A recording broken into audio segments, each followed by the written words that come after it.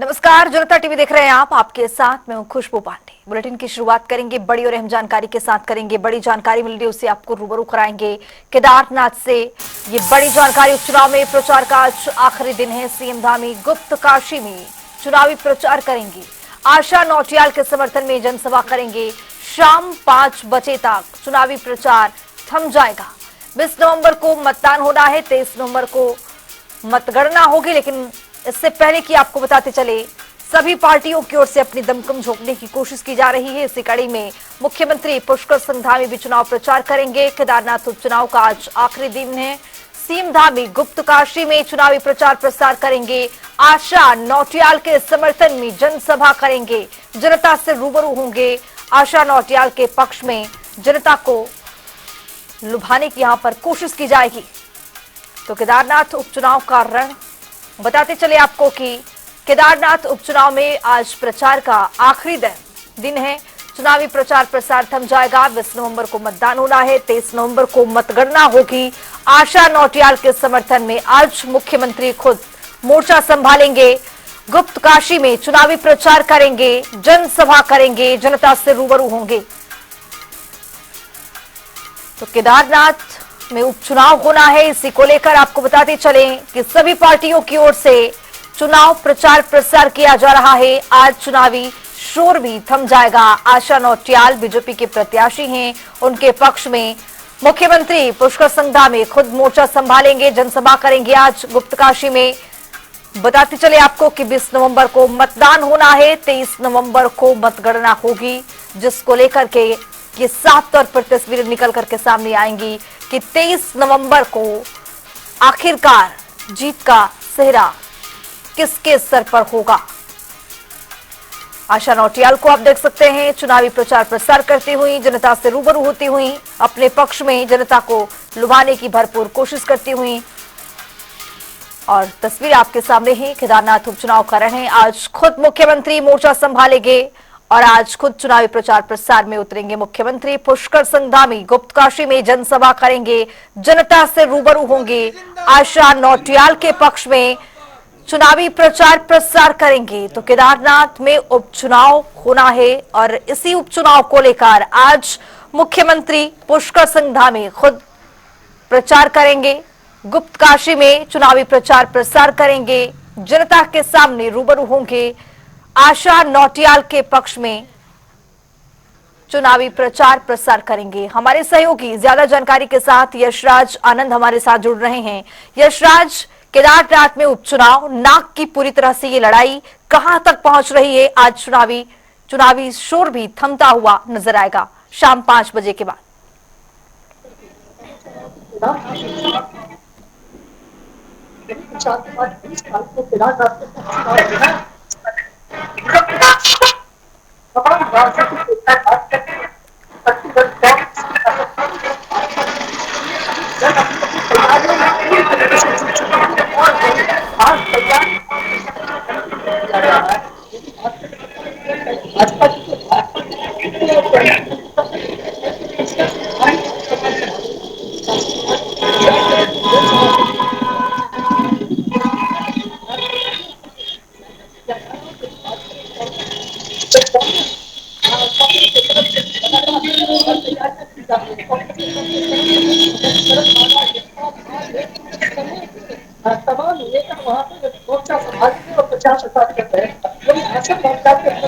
यशराज, आपको रोकना चाहूंगी, आपकी ऑडियो क्लियर नहीं हो पा रहा है, उसको सही तरीके से ठीक कराने की यहाँ पर कोशिश करेंगे। लेकिन जानकारी है कि शाम 5 बजे चुनावी प्रचार प्रसार थम जाएगा। आशा नौटियाल को आप देख सकते हैं किस तरह से जनता से रूबरू हो रही हैं, अपने पक्ष में जनता से वोट की अपील करती हुई नजर आ रही हैं। और आज खुद मुख्यमंत्री गुप्त काशी में चुनावी प्रचार प्रसार करेंगे।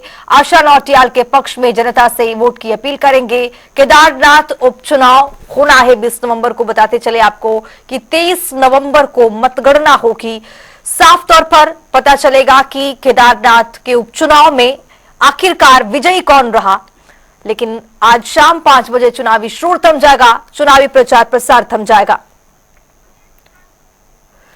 तो यशराज हमारे सहयोगी बने हुए हैं, यशराज आनंद हमारे साथ जुड़ चुके हैं। यशराज, क्या कुछ तस्वीरें वहां पर आशा नौटियाल जनता से रूबरू हो रही हैं और आज खुद मुख्यमंत्री मोर्चा संभालेंगे? जी बिल्कुल, आशा नौटियाल के पक्ष में आज मुख्यमंत्री पुष्कर सिंह धामी खुद से मोर्चा संभालने वाले हैं। गुजराती और अन्य क्षेत्रों में मुख्यमंत्री पुष्कर सिंह धामी के द्वारा आज जनसभा को संबोधित किया जाएगा। और दूसरी सबसे बड़ी बात है कि यह चुनाव जो है भाजपा और कांग्रेस दोनों के लिए नाक की लड़ाई बन चुकी है, क्योंकि लगातार 2 उपचुनाव हारने के बाद यदि बात करें बद्रीनाथ और मंगलौर की, उपचुनाव हारने के बाद भाजपा इस उपचुनाव को जीतने की हर कोशिश करेगी, लेकिन वही कांग्रेस मजबूती के साथ ये तीसरा उपचुनाव भी लड़ेगी, क्योंकि इससे पहले 2 उपचुनाव को कांग्रेस ने जीत लिया था। वही इस उपचुनाव को जीतने के बाद यदि इस उपचुनाव को कांग्रेस जीत जाती है तो कांग्रेस पक्ष मजबूती से वापसी कांग्रेस का इस प्रदेश में हो रहा है। लेकिन वहीं यदि बात करें तो भाजपा और कांग्रेस दोनों की, तो भाजपा लगातार अपने स्टार प्रचारकों को भी वहां पर दौड़ा चुके हैं और लगातार स्टार प्रचारक वहां पर प्रचार करते जा रहे हैं। उसमें से विधायक भी कहें, मंत्री भी कहें, लगातार वहां पर प्रचारकों का दौर का सिलसिला चालू रखा गया है। वही यदि बात करें कांग्रेस की, तो कांग्रेस के भी तरफ से अध्यक्ष करण मारा, यशपाल आर्य, भुवन कापड़ी जैसे तमाम दिग्गज नेता वहां पर प्रचार प्रसार कर रहे हैं। तो कुल मिलाकर यशराज, हम ये कह लें कि दोनों पार्टियों की ओर से जो दिग्गज नेता हैं चुनावी प्रचार में अपनी दमखम झोंक रहे हैं ताकि केदारनाथ जो सीट है उसको किसी तरह से जीत लिया जाए, और बीजेपी के लिए जाहिर तौर पर नाक का सवाल तो बना ही है। बहुत शुक्रिया यशराज तमाम जानकारी साझा करने के लिए। तो केदारनाथ उपचुनाव में बीजेपी और कांग्रेस में सीधी टक्कर है। आज चुनाव प्रचार का अंतिम दिन है। एक और जहां बीजेपी इस सीट को किसी भी हालत में जीतना चाहती है, तो वहीं कांग्रेस भी अपना पूरा दमखम लगा रही है। इसके साथ ही आरोप प्रत्यारोप का दौर भी जारी है। हाल ही में कांग्रेस के पूर्व अध्यक्ष गणेश गोदियाल ने संगम में गंगा जल हाथ पर लेकर कई आरोप बीजेपी पर लगा दिए हैं, जिस पर बद्री केदार समिति के अध्यक्ष अजेंद्र अजय ने पलटवार भी किया है। उन्होंने कहा है कि गणेश गोदियाल हमारी पार्टी की चिंता न करें, हमारी चिंता हमारी पार्टी करती है। साथ ही उन्होंने क्या कुछ कहा वो भी सुन लीजिए।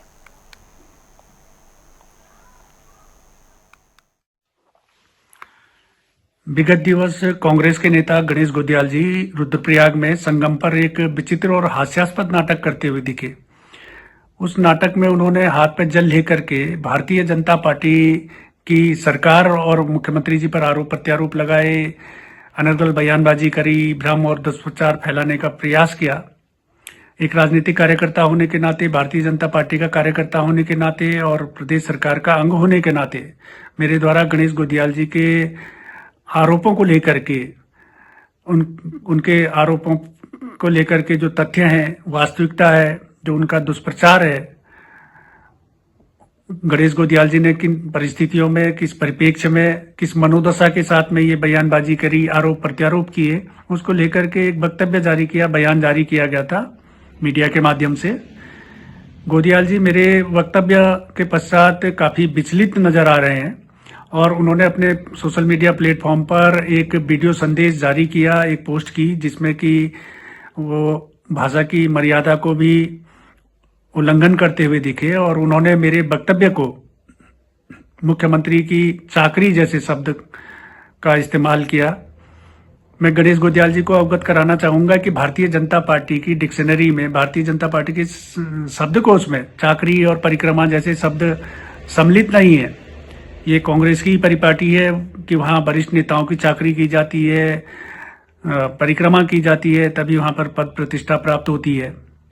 ये गोदियाल जी का दोष नहीं है कि उन्होंने ऐसे शब्द का इस्तेमाल किया, क्योंकि वो जिस परिवेश में रहता है, व्यक्ति जिस परिवेश में रहता है, वो दूसरे परिवेश को भी ऐसा ही समझता है, तो वो सोचता है कि दूसरी जगह भी ऐसे ही होता होगा, तो इसलिए इसमें उनका दोष नहीं है। तो वही कैबिनेट मंत्री गणेश जोशी ने भी बीजेपी प्रत्याशी आशा नौटियाल के लिए चुनावी प्रचार किया है। इस दौरान उन्होंने जनता से वोट देने की अपील की है। देखिए, मुकाबला एक तरफा है।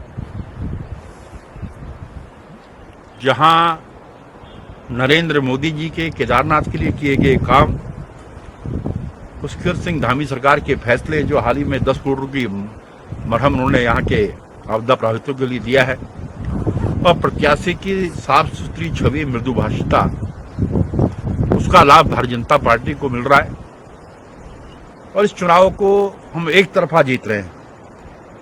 मैं 6 दिन पहले यहाँ पर रहा हूँ,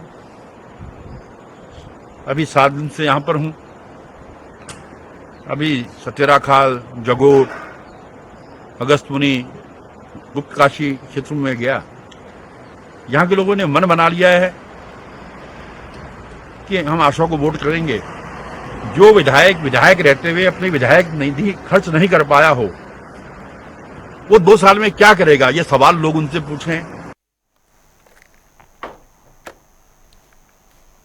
केदारनाथ सीट पर उपचुनाव को लेकर सियासी पारा हाई है। एक तरफ कांग्रेस जहां बद्रीनाथ और मंगलोर के बाद केदारनाथ सीट को जीतना चाहती है, तो वहीं बीजेपी की ओर से भी केदारनाथ सीट को जीतने के लिए एड़ी चोटी का जोर लगा रही है।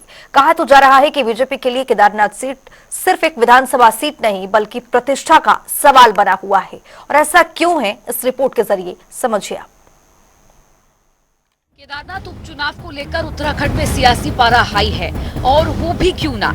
अयोध्या और बद्रीनाथ में हार के बाद बीजेपी अब केदारनाथ सीट को किसी भी हालत में गंवाना नहीं चाहती, जिसके लिए बीजेपी एड़ी चोटी का जोर लगा रही है। खास बात यह है कि पार्टी ने परंपरा से हटते हुए दिवंगत विधायक शैला रानी रावत के परिवार से किसी को टिकट न देकर 2 बार के पूर्व विधायक आशा नौटियाल को चुनाव में उतारा है। बीजेपी ने पूर्व विधायक आशा नौटियाल को टिकट देकर ये साफ कर दिया है कि वो किसी भी हालत में केदारनाथ उपचुनाव को जीतना चाहती है। पर सवाल उठता है कि क्या बीजेपी को मिल पाएगा बाबा केदार का आशीर्वाद, या कांग्रेस केदारनाथ में लगाएगी जीत की हैट्रिक। दरअसल केदारनाथ सीट पर बीजेपी हो या कांग्रेस, दोनों ही पार्टियों ने पुराने चेहरों पर दांव लगाया है। बीजेपी ने जहां आशा नौटियाल पर भरोसा जताया, तो वहीं कांग्रेस की तरफ से मनोज रावत को चुनावी मैदान में उतारा गया है। कांग्रेस केदारनाथ सीट को हर हाल में जीतना चाहती है। इसके लिए उसने केदारनाथ बचाओ यात्रा निकालकर जनता को अपनी तरफ करने की कोशिश भी की। तो वहीं बीजेपी ने भी अपने स्तर पर केदारनाथ के लिए कई तरह की घोषणाएं की हैं। खुद मुख्यमंत्री पुष्कर सिंह धामी भी केदारनाथ चुनाव के लिए गंभीर दिख रहे हैं। ऐसे में कहा जा सकता है कि केदारनाथ सीट जीतना बीजेपी के लिए प्रतिष्ठा का सवाल बन चुका है। हालांकि केदारनाथ सीट पर कौन सी पार्टी जीतेगी, इसका फैसला केदारनाथ के 90,540 मतदाता करेंगे। उपचुनाव में केदारनाथ से जुड़े कई मुद्दे हैं, जिन पर कांग्रेस सरकार को घेरने की तैयारी में है। इसमें केदारनाथ पीतल सोना विवाद, दिल्ली केदारनाथ मंदिर मामला, चारधाम यात्रा अनियमितता, केदारनाथ पुनर्निर्माण कार्य जैसे कई मुद्दे हैं। वहीं बात करें बीजेपी की, तो बीजेपी केदारनाथ उपचुनाव पीएम मोदी के सहारे जीतने की कोशिश में है। बीजेपी के कई नेता ये बार बार कह चुके हैं कि केदारनाथ से पीएम मोदी का खासा लगाव है। इतना ही नहीं, पार्टी उपचुनाव के प्रचार में लगातार केंद्र के कामों का सहारा लेकर जनता का दिल जीतने की कोशिश कर रही है। कि वो चुनाव बहुत ही ऐसी परिस्थिति में हो रहा है जब वहां से हमारी जो विधायक थी आदरणीय शैला रानी, उनका दुखद रूप से हमारे बीच से वो चली गई, और इस परिस्थिति में हो रहा है। और केदार धाम माननीय प्रधानमंत्री जी के प्रधानमंत्री बनने के बाद जिस प्रकार से उसका नवनिर्माण हुआ है, पुनर्निर्माण हुआ है, एक भव्य केदार और दिव्य केदार बना है, निश्चित रूप से वो हमारे प्रधानमंत्री जी के बहुत हृदय के निकट है। उस स्थान का एक आस्था और श्रद्धा का एक बड़ा केंद्र है। तो वहाँ के लोग विकास जो वहाँ पर हुआ है, उस विकास को आगे बढ़ाएंगे। पिछले दिनों जो आपदा आई थी वहाँ पर, उस आपदा में भी जिस प्रकार से तेजी से काम हुआ है, सब लोगों ने देखा है। और मैंने भी कहा है, वहां जाकर भी कहा था, पहले भी कहा था कि जितने समय तक केदारनाथ क्षेत्र को नया विधायक नहीं मिल जाता, मैं भी उनके विधायक के रूप में काम करूंगा। केदारनाथ सीट का क्या इतिहास रहा है, ग्राफिक्स के जरिए जानते हैं। आशा नौटियाल भारतीय जनता पार्टी जीत, शैला रानी रावत कांग्रेस हार। साल 2007 में केदारनाथ विधानसभा चुनाव परिणाम, भारतीय जनता पार्टी आशा रानी नौटियाल जीती, कांग्रेस कुंवर सिंह नेगी हारे। साल 2012 केदारनाथ विधानसभा चुनाव परिणाम, कांग्रेस शैला रानी रावत जीती, भारतीय जनता पार्टी आशा नौटियाल हारी। 2017 केदारनाथ विधानसभा चुनाव परिणाम, कांग्रेस मनोज रावत जीत, निर्दलीय कुलदीप रावत हार। 2016 में कांग्रेस में भारी बगावत हुई और शैला रानी रावत ने बीजेपी का दामन थाम लिया। 2017 के चुनाव में बीजेपी ने आशा नौटियाल का टिकट काटकर शैला रानी को अपना प्रत्याशी बनाया। आशा नौटियाल निर्दलीय लड़ी और इसका फायदा कांग्रेस प्रत्याशी मनोज रावत को पहुंचा। 2017 में मोदी लहर के बावजूद मनोज रावत कांग्रेस को इस सीट से जीत दिलाने में कामयाब रहे। उन्होंने निर्दलीय प्रत्याशी कुलदीप रावत को करीबी अंतर से मात दी। 2022 केदारनाथ विधानसभा चुनाव परिणाम: शैला रानी रावत बीजेपी जीत, कुलदीप रावत निर्दलीय हार। 2022 में बीजेपी ने फिर से शैला रानी रावत को उम्मीदवार बनाया। उन्होंने निर्दलीय कुलदीप रावत को हराकर बीजेपी को जीत दिलाई। हालांकि इस साल जुलाई में केदारनाथ सीट पर बीजेपी की विधायक शैला रानी रावत के निधन से ये सीट खाली है, जिसके बाद अब यहाँ उपचुनाव कराए जा रहे हैं, जिसे बीजेपी किसी भी हाल में जीतना चाहती है। ये तो जग जाहिर है कि बीजेपी हमेशा से ही हिंदुत्व के एजेंडे पर चुनाव लड़ती आई है, लेकिन पिछले कुछ चुनावों में धार्मिक सीट पर मिली हार के बाद विपक्ष की ओर से बीजेपी पर लगातार हमला किया जा रहा है। याद कीजिए, लोकसभा चुनाव में भारतीय जनता पार्टी अयोध्या की फैजाबाद सीट हार गई थी। इसके बाद हुए उत्तराखंड के बद्रीनाथ विधानसभा सीट के उपचुनाव में भी बीजेपी के हाथ हार लगी। अयोध्या में जहां समाजवादी पार्टी तो बद्रीनाथ में कांग्रेस ने बाजी मार ली। हिंदू राजनीति के केंद्र में अयोध्या और बद्रीनाथ दोनों के खासे मायने हैं। ऐसे में जब दोनों ही केंद्र बीजेपी से दूर हो गए तो विपक्ष की ओर से हमला किया जाना तो लाजमी था। अब केदारनाथ सीट पर होने जा रहे उपचुनाव पर पूरे देश की नजर टिकी हुई है। अयोध्या, बद्रीनाथ को गंवाने के बाद बीजेपी इस चुनाव में जी जान लगा रही है। अब ये देखने वाली बात होगी कि क्या एक बार फिर आध्यात्मिक सीट पर बीजेपी को हार का मुंह देखना पड़ेगा या फिर केदारनाथ की जीत के साथ ही बीजेपी का खोया हुआ वर्चस्व लौटेगा। स्पेशल डेस्क, जनता टीवी। बुलेटिन में आगे बढ़ेंगे। बद्रीनाथ धाम के कपाट शीतकाल के लिए विधि विधान के साथ बंद कर दिए गए हैं। इस दौरान हजारों श्रद्धालु दिव्य अनुष्ठान के साक्षी बने हैं।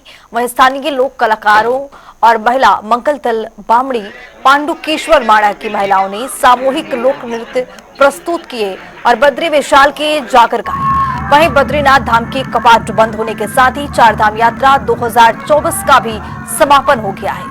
इस अवसर पर बद्रीनाथ केदारनाथ मंदिर समिति के अध्यक्ष अजिंदर अजय ने यात्रा व्यवस्थाओं से जुड़े पुलिस प्रशासन ने सेना, आईटीबीपी सहित सभी विभागों और मंदिर समिति के अधिकारियों कर्मचारियों को यात्रा के सकुशल संपन्न होने पर बधाई और शुभकामनाएं दी है।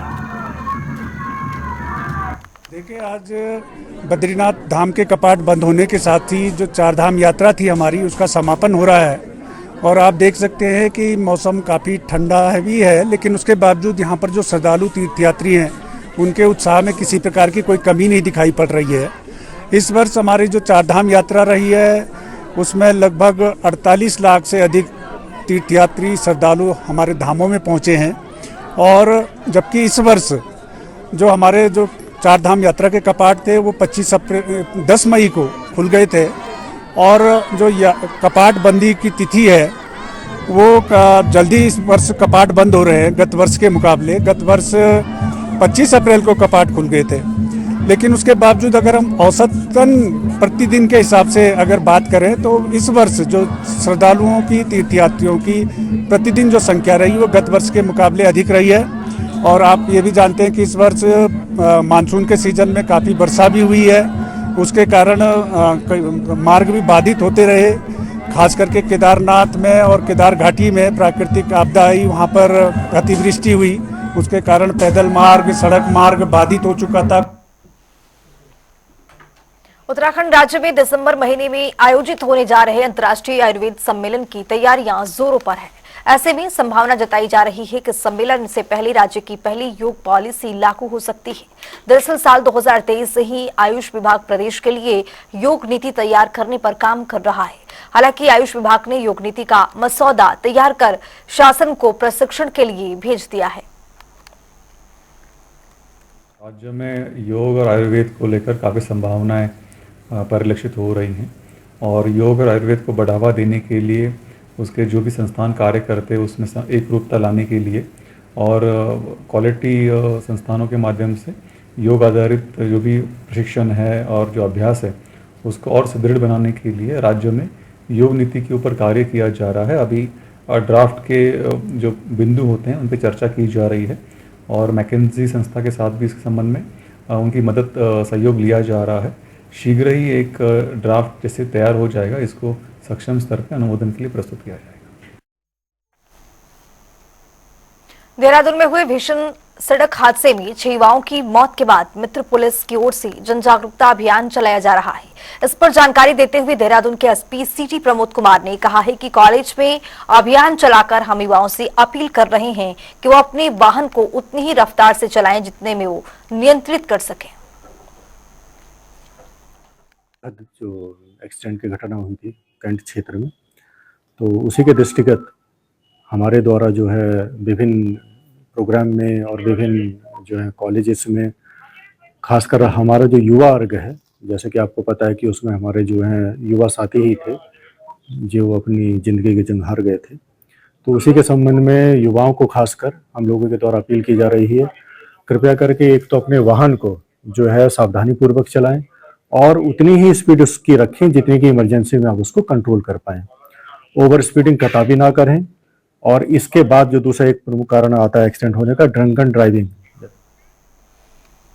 तो प्रदेश में निकाय चुनाव न कराने को लेकर विपक्ष लगातार सरकार पर हमलावर है। इसी बीच राज्य के शहरी विकास मंत्री डॉक्टर प्रेमचंद अग्रवाल ने दावा किया है कि किसी भी स्थिति में साल दिसंबर के महीने में निकाय चुनाव होंगे।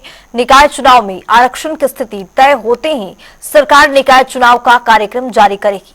बताते चले आपको कि पिछले साल दिसंबर 2023 में प्रदेश की करीब 100 नगर निकायों को 5 साल का कार्यकाल समाप्त हो गया है, लेकिन अब तक निकाय चुनाव नहीं कराए गए हैं, जिसको लेकर विपक्ष सवाल खड़े कर रहा है। उससे पहले सिर्फ एक स्टेप पीछे हम लोग, वो है आरक्षण। आरक्षण का निर्धारण जैसे ही होगा और उसके तुरंत बाद हम कार्यक्रम जारी करेंगे और कार्यक्रम जारी होते ही चुनाव कराएंगे। तो मुझे लगता है कि जैसा मैं पहले भी कहा था, मैं दोहरा देता हूं कि दिसंबर में किसी भी तरह से हम चुनाव कराने के लिए हमारी मंशा भी है, सरकार भी चाहती है, हम सब लोग। फिलहाल इस बुलेटिन में भी इतना ही। देश और दुनिया के तमाम खबरों के लिए बने रहिए जनता टीवी के साथ।